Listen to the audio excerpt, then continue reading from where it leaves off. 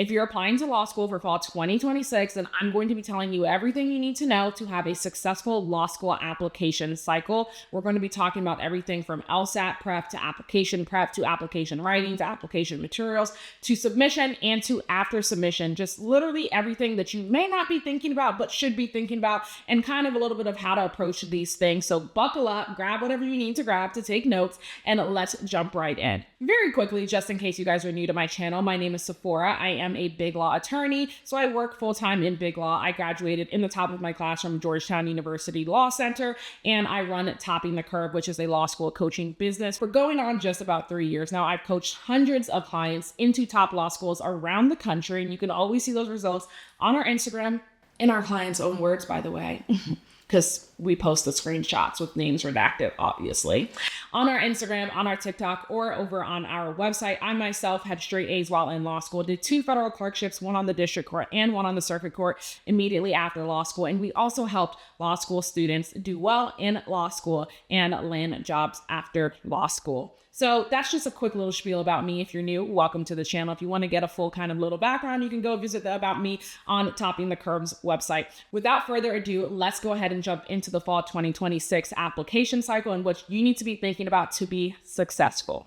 Number 1, you need to apply early. Now, there's a whole lot of hoorah and misconceptions or doesn't matter, it's a little difference if at all, it's a big difference, whatever. There's a whole lot of matchy, whatever you want to call it, going on in these law school internet streets, right? On the verdict on applying early. And personally, it doesn't really matter if it's an incremental advantage or if it's a big advantage or any of those things, because what I tell my clients is, even if there's a chance of a small jump or an incremental advantage, you should want to take it. And this is really a whole nother video, but that's also how I viewed my federal clerkships, and that's how I landed them. But again, that federal clerkship piece is another video, I already have up actually.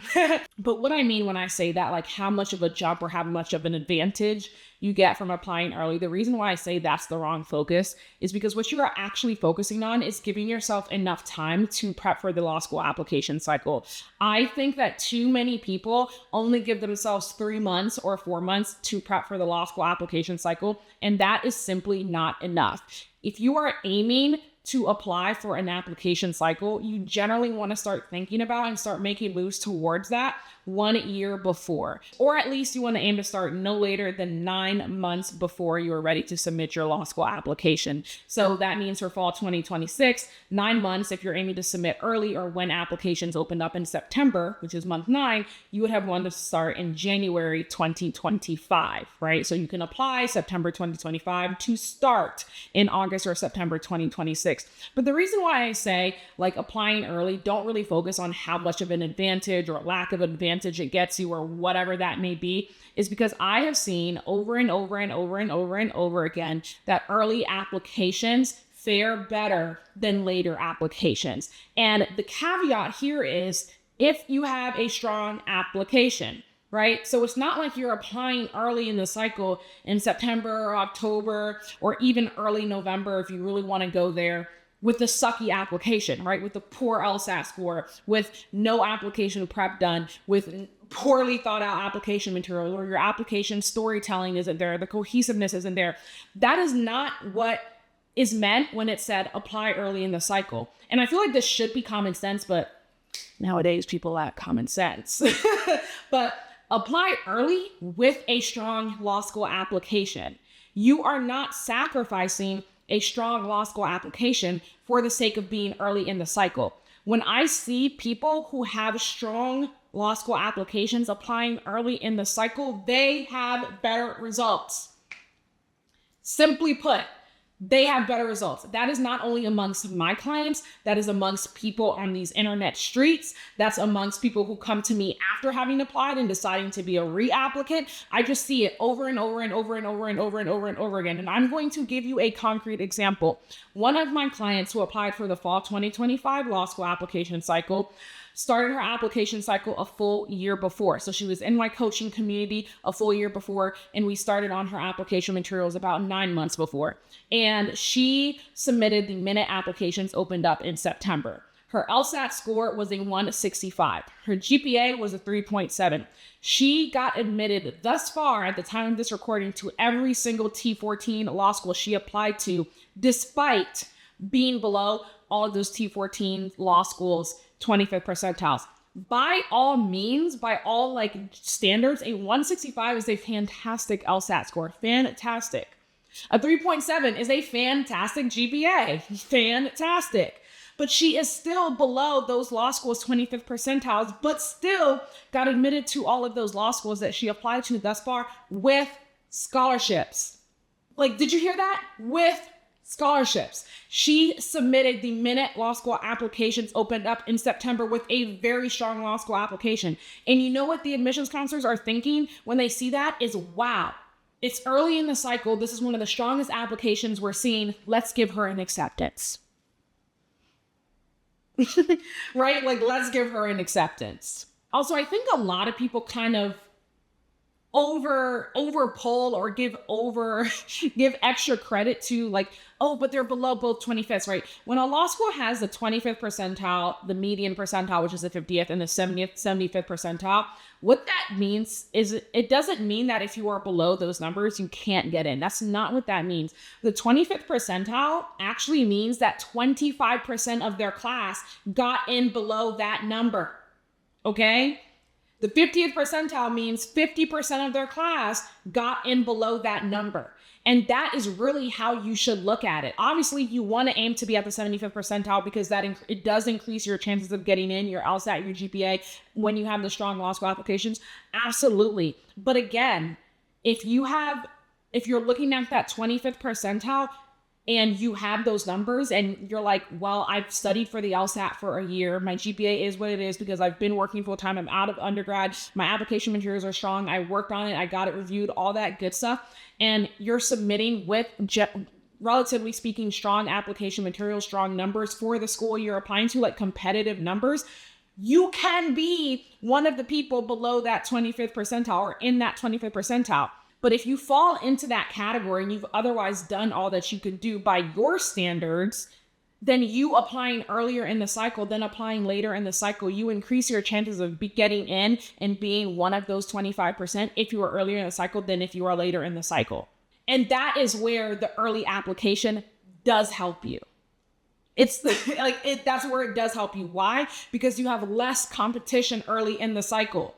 Less people have submitted. Like if you look at, applications open up, let's just say September 15th, and you're submitting in the month of September, and I'm just going to, again, use random numbers here just for the purposes of like ease, honestly. Let's just say like a school has 1,000 applications, but in the month of September, they only get 100. If you're one of those 100, and even if you fall necessarily below that 25th percentile, you have a higher likelihood of getting in below that 25th percentile if you're one of those 100, if you have the best scores or best application out of that 100. Then if you're later in the cycle and all 1,000 applications are in, and now there's tons of people who have higher scores than you and better application materials than you. Simple math. It is simple math. And that's just one example, but let me compare that to show you exactly what I mean. I have another client, a higher LSAT score. They had a 169. They had a 169 LSAT and they had a 3.6 GPA. So remember the first one had a 165 and a 3.7. This client applied in January to the same schools and got rejected from some of the same schools that the earlier client got accepted to. With all else otherwise being equal, strong application materials, very strong stories, everything together. And really the only differences were the hard numbers, with the later applicant in January actually having a stronger LSAT at least and a relatively close GPA. They got denied from a lot of those same schools as the first applicants. Obviously, I'm not going to sit here and pretend I can tell you why. I know why they got rejected, and really no one can do that. But when you're applying in January to a top law school, and in the case of this client, a T14 law school, and especially with the fall 2025 cycle where competition was just through the roof because they had so many applicants and LSAT scores were up so much, your chances of getting in are higher, especially in such a competitive cycle, because maybe in September, the school didn't know how many applicants were going to have such high scores. But by January, baby, the school knows. The school knows that they've got a ton more applicants with a ton more high scores. And so they can reject that applicant in January, even though they have the higher score, because again, more competition. Again, more competition. So that's just another reason that regardless, you want to aim to apply early in the cycle, because you really don't know how competitive the cycle is going to be. You ultimately don't know, all else being equal, what else is going to happen. I will say that I think the fall 2025 cycle was a little bit of an anomaly because, of course, they removed logic games. And with the removal of logic games, I think a lot of people actually scored better on the LSAT. And we may see that kind of like level out for the fall 2026 cycle. But also remember, applications tend to increase when there is a when there's a president in office that people aren't too fond of. Law school applications tend to go up. And so we'll see how that ends up playing out in the fall 2026 cycle, but you still want to be aware of that. You still want to be on your P's and Q's and be preparing now. If you're watching this video, be preparing now, right? And even if you're watching this video like a year from now, right? It applies for whatever cycle you're applying for, just adjust the years, adjust the dates. Right. And so that, again, that's just like one small example. I have so many examples that I could go on and give you. I have clients who scored in the 170s who got rejections, who applied in January, who got rejections from, as compared to other clients who applied in September, who got acceptances. Again, you really just don't know. You truly just don't know. And again, like I said, I use those two clients as a comparison here because everything else otherwise was equal. Everything else otherwise was equal. And I could go on and on with different comparisons and different examples, but I'm not going to do that because this video is going to be like forever. It's going to go on too long. Before I move on, I want to emphasize here that the key here is to apply early with a strong application. You are not sacrificing a strong application just for being early in the cycle. Like, that is the key here. The second reason why you do want to apply early in a cycle is simply more scholarship money. A lot of my clients, as of the time of this recording in February 2025, have received full scholarships, half tuition scholarships to schools like Columbia. I think Columbia's, called the Butler Scholarship, right? Multiple law schools. If you're applying at the deadline in February and the school has given out a lot of that money, again, like your chances of just getting a whole rack ton of money it just slings. Again, kind of like the same thing. Scholarship money goes out to applicants who they think are really strong. One of my clients have already gotten an invitation to apply for, I forgot what it's called. It's Penn's, I'm blanking, but it's Penn's invitation only scholarship. So again, just another reason you want to aim to apply early in the cycle. I'm talking a lot, but guys, this is important information. So I hope you're listening. If you're listening below, let me know in the comments. I hear you. Comment, I hear you, and I'll know. Okay, next thing. So number one was applying early in the law school application process. Number two is going to be starting early, right? Starting early with your application prep. And I feel like I don't need to like kind of run this back because from number one, you understand why you need to start early. But I am going to emphasize here, give yourself 9 to 12 months to study for the LSAT.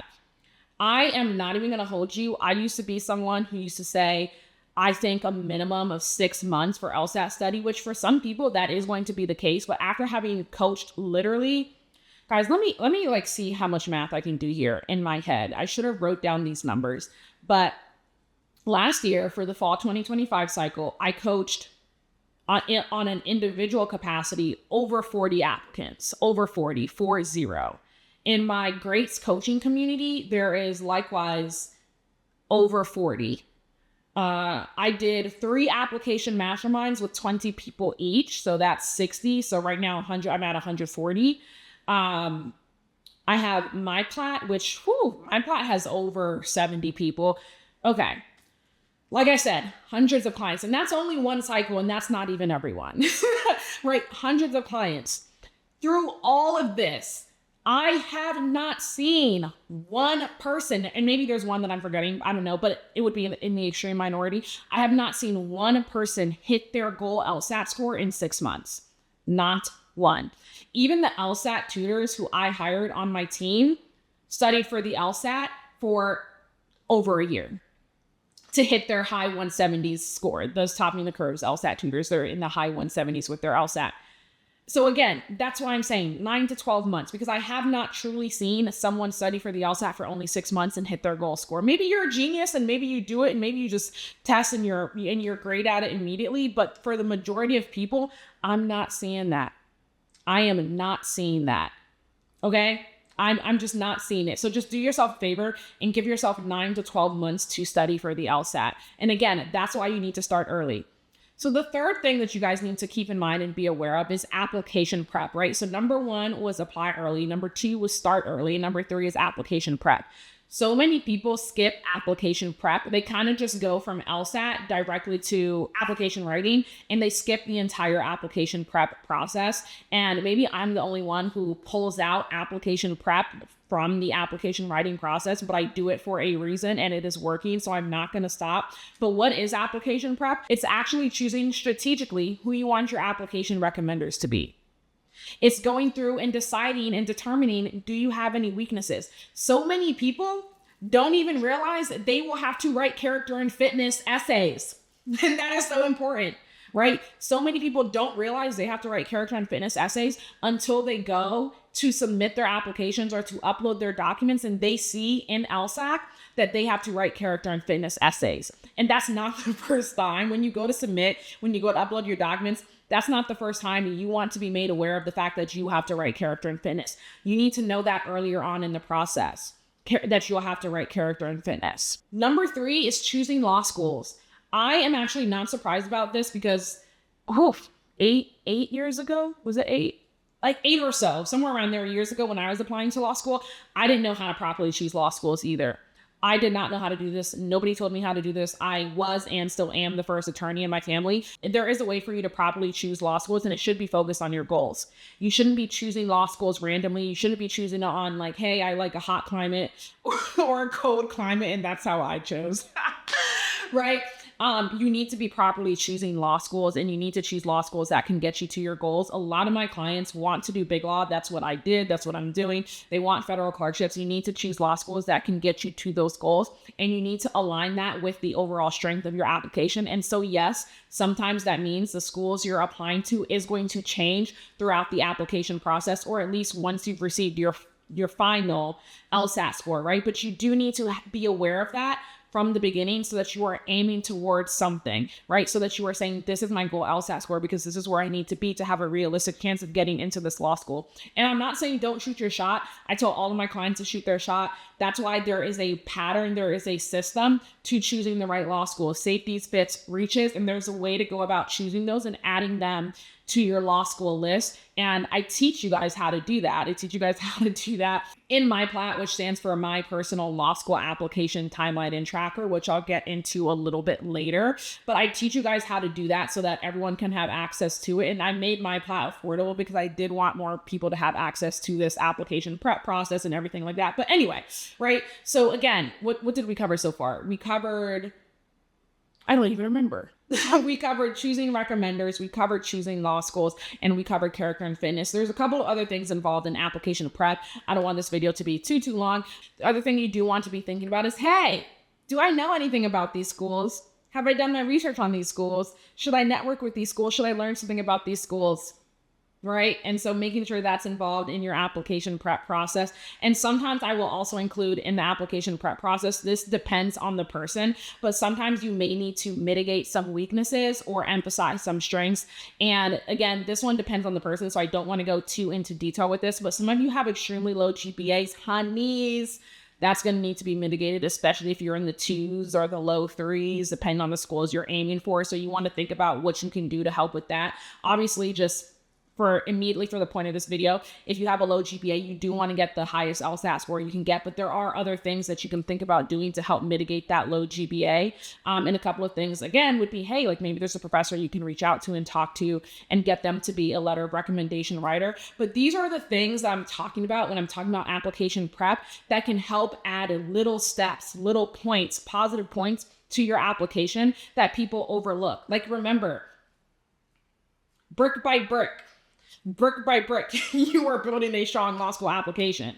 So many people are like, that doesn't even matter. That only makes a small difference. That's just a soft factor. Yeah, but a bunch of soft factors can add up to make a bigger factor, right? It's not like you're just looking at these two important things, your LSAT and your GPA. Those are the two most important things, followed by your application materials, yes. But if you're aiming for top law schools, honeys, babies, children, if you're aiming for top law schools, everything matters, right? And why does everything matter? Because if a law school like Georgetown is getting 10,000 plus law school applications, and you don't think they can be nitpicky and deny you even if you have a 170, you are mistaken. You are mistaken. I have clients who have 170s who get rejected from T14s. Everything matters, especially if you're aiming for top law schools like T14s and sometimes even T20s, okay? So again, like thinking through all of these things is just going to make you a stronger applicant. And if you give yourself the time, you don't even have to be stressed about it, because it's not like you only gave yourself 3 or 4 months to get all of these done. That's, again, why you want to pace these things out. And I'm just telling you, 1, what I tell my clients, and 2, what I wish someone told me. What I wish someone told me. I'm not here to stress you out. I'm not here to make you feel like nervous or scared. This is information that you take and you do with it what you will and apply it on your own process. Go and move forward and make a plan for yourself, or let me help you with that plan in my plat again, which you'll learn about at the end of this video. Okay? For 4, the next thing you want to be thinking about is your application writing process. So far we've covered applying early, starting early, your application prep, and now we are on your application writing process. Now, the application writing process, that's a whole separate video in and of itself. But of course, this process includes the brainstorming. Do not skip brainstorming. You do not want to just jump into writing your application materials, okay? Don't do it. Don't do it. Right? Think about any like decent or strong paper, research paper, or anything that you've written. You don't just jump into writing. You do your research first. You brainstorm first. You outline first. You get ideas down on paper first. You do all of those things before writing. Treat your application materials as that same exact process. Go through the brainstorming process, go through an outlining process, and then get your first draft, and then revise those drafts multiple times until you get to that finished product. And that finished product is then what you edit for substance first, for organization, for like large scale edits, and then small scale edits, and then get it down to where you feel like it's ready to be submitted. Too many people jump straight into writing instead of focusing first on making sure that they're writing about the right topics, instead of making sure that their application materials are cohesive with each other, right? And what I mean by cohesive is you don't want to contradict yourself. I don't want to read something in your personal statement that then seems to be contradicted by your resume or your diversity statement or your optional statement or whatever it may be, right? All of these things should be cohesive. And ideally, they're telling me a story about you, right? They're telling me why you're going to be a strong law school applicant, why you're going to be a good attorney, why you should be admitted to this law school.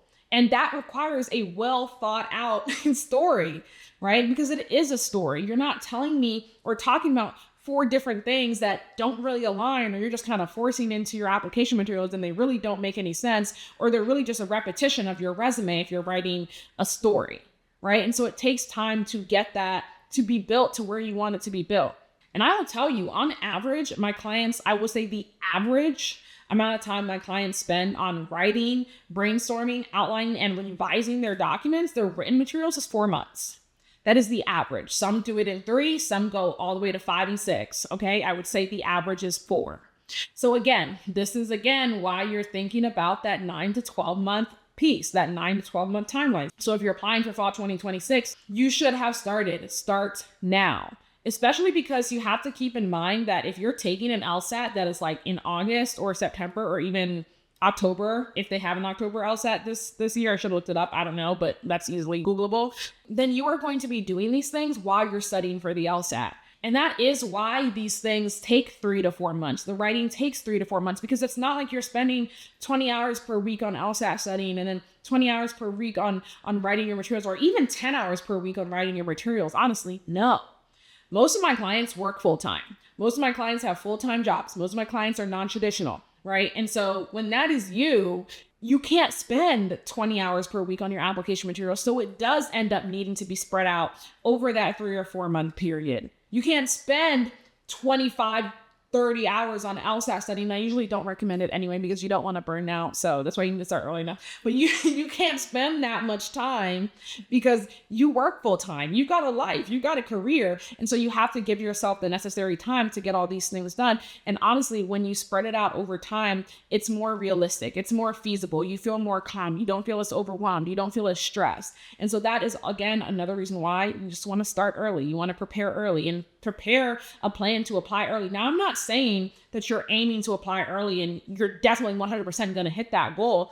Plenty of people aim to apply early and then end up applying a little bit later than they would have wanted, or decide to defer a cycle, or whatever it may be. The point is, make your goal and work towards that goal.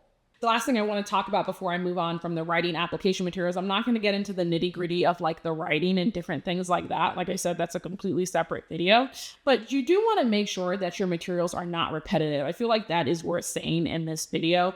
Your materials, it's essentially an opportunity for you to show the admissions counselors that you are more than or in addition to your numbers. Like either you are more than your numbers, or even if you have high numbers, there's more to you than just your numbers, right? Law schools care about who they admit. Like, I don't think this should come as a surprise to anyone, and it really shouldn't, but law schools care about who they admit. I had one of my clients who attended an admissions event with one of the admissions counselors, and it was a T5 law school. And what they said to her was, if we only cared about numbers, a computer would do our job. And that kind of just sums it up.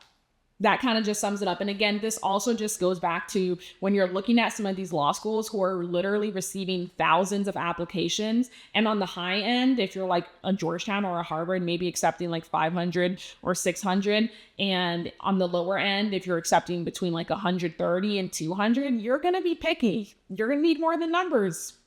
You know, so again, just making sure that you're putting in the time necessary to make your application stand out and to show the admissions counselors why you deserve to get a spot in their law school class.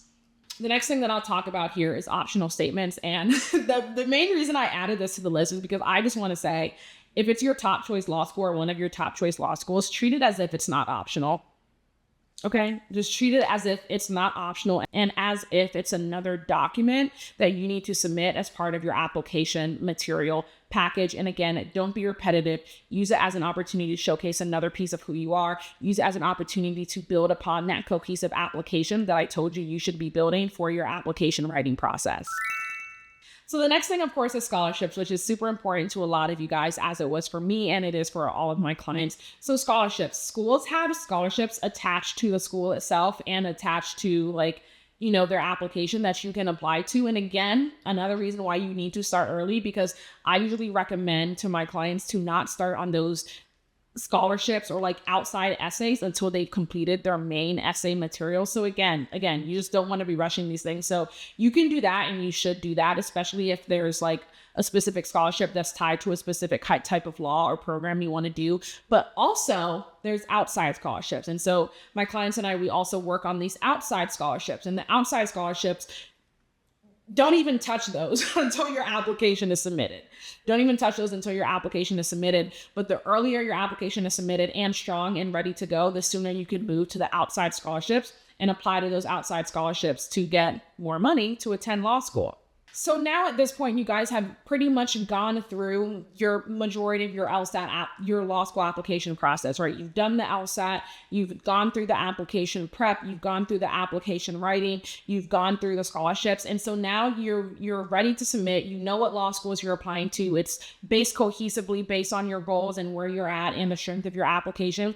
When you are submitting, or after you're submitting, a couple of things you are going to want to start doing or preparing for that I have my clients do is, number one, networking. Number two, preparing for interviews. I mentioned already applying for scholarships. You're going to want to prepare also letters of continued interest. That's for if you get waitlisted, and being able to send updated or new, or even if it's not updated or new, just send extra or other information to the school to demonstrate your continued interest to the school. And then finally, of course, choosing a law school, right? So those are the 5 things that you're doing after you have submitted. And guys, this is really important here because a lot of people, they just kind of stop. They just kind of stop after they submit applications. And again, just another thing that I wish someone had told me that I help my clients with and teach them how to do, and I have seen the difference it makes, is these 5 after application steps, right? If you're not a strong interviewer, chop chop. It's time to practice interviewing. Like people say all the time, and like I say all the time, jobs are won in the interview. If your interviewer loves you, that can move you a long way. And I've seen it with my clients. One of my clients reported back to me. She was like, Sephora, oh my gosh, my interviewer said that my application materials were so strong and demonstrated my interest in the school so well that he didn't even know what to ask me in the interview. Y'all. And honestly, that's the goal. Honestly, that is the goal. But again, like you can really, really hit it off. Just like when you're interviewing for a job. And this is what I talked about when I talked about landing big law jobs. Once you get the interview, usually it's because they think you're worthy of an interview. And so if you're wowing them or showcasing your interest and getting them to like you and showcasing why you want to go to school and that you're a good fit for the school and that you belong at the school through your interviewing capabilities, then you're more likely to get that acceptance. Now, that doesn't mean, of course, that you're guaranteed to get an acceptance if you get an interview. But again, you do want to have strong interview skills, especially if you are landing that interview. So you want to prepare for that. So that is like one of the most important things for the after submission that I did want to highlight is that interview section, because I think a lot of people kind of just overlook that piece. So if you're applying for fall 2026 and you want help or you want to know like the step-by-step process and hey, Sephora, how do I balance all of these things? Or how do I go about doing these things? Or how do I set an LSAT study schedule? How do I identify my weaknesses? How do I choose my recommenders? How do I go about networking? Literally how to do everything I talked about in this video, then you're going to want to make sure you sign up for MyPlat. Like I said earlier in the video, it stands for My Personal Law School Application Timeline and Tracker, MYPLATT. So what MyPlat is, it is a system. And so in that system, you sign up, it's a monthly subscription, and every single month, tasks are dropped to you telling you exactly what to do. So for the month you sign up will be your monthly start date, and you'll get you that month's task, and it's going to start you from the beginning. So that beginning is going to tell you, for example, here's how you create an LSAT study schedule. And you're going to see me. You're going to see a video from me teaching you how to create an LSAT study schedule. One of the new additions, depending on when you're watching this video, you may already see it, you may already have access to it, is LSAT training. So I decided to upload a few pre-recorded LSAT trainings into MyPlat to help some of you guys who otherwise can't afford LSAT tutoring. So you'll get a few of those as well, probably one a month for the first 6 months or something along those lines. I haven't really fully decided yet at the time of this filming, but you will get some of those. The point is, every single month you'll have these tasks that'll tell you like this month, these are the things that you need to be doing. And if it's something that you otherwise may not know how to do. So for example, like I talked about choosing a law school, there's going to be a resource attached. And for the most part, it may be a video of me teaching you how to do that. So for choosing law schools, there's a video that says, here's how you're going to choose your law schools. It's literally me walking you through exactly what to do. Like I mentioned, you're going to get some LSAT training on reading comp, on logical reasoning, and so on and so forth to help you with that process. It's essentially this overarching, here is what your 9 to 12 month and really 12-month law school application process should look like. So MyPlat is that timeline and tracker. The other piece of MyPlat is there is school. So there's the school sections you're going to see. And in that school section, you're going to see a list of all of the law schools. You're going to add the schools that you want to apply to your tracker. And then what you're going to see is a list of requirements for every single school. So you will know if you have to write a character and fitness essay, so you can prepare for that in advance. And you're going to, again, once you complete a task, you're going to move it over to completed, or if it's in progress, you're going to move it over to in progress. So all of that, plus some more things like community, all of those fun things is what MyPlat is. Again, it is not live coaching. These tasks are dripped automatically to you on a monthly basis. It's a monthly subscription. And the other thing about MyPlat, the only thing it doesn't cover is the actual application material writing. That is what is covered in my law school application mastermind. So my law school application mastermind is live coaching with me. It is actually me going over every single application document, okay? Every single law school application document. And I'm walking you through the brainstorming process, the outlining process, and the writing process. MyPlat is your entire 12-month application cycle. And so the two go hand in hand. The two go in tandem. If you're interested in joining MyPlat and the law school application mastermind, you'll be able to do so below below at the link in the description box. It's just toppingthecurve.com/coaching. So you're going to want to make sure you sign up so that you can be prepared for your law school application cycle. I am so excited to see you guys there, and I hope to see you guys on my next YouTube video. And if you enjoyed this video, make sure you hit the subscribe button and follow us on social media at Topping the Curve. If you want to learn more about my law school application journey, then make sure you watch the next video on my law school application journey, and I will see you guys on my next one. And thank you so much for watching. Bye.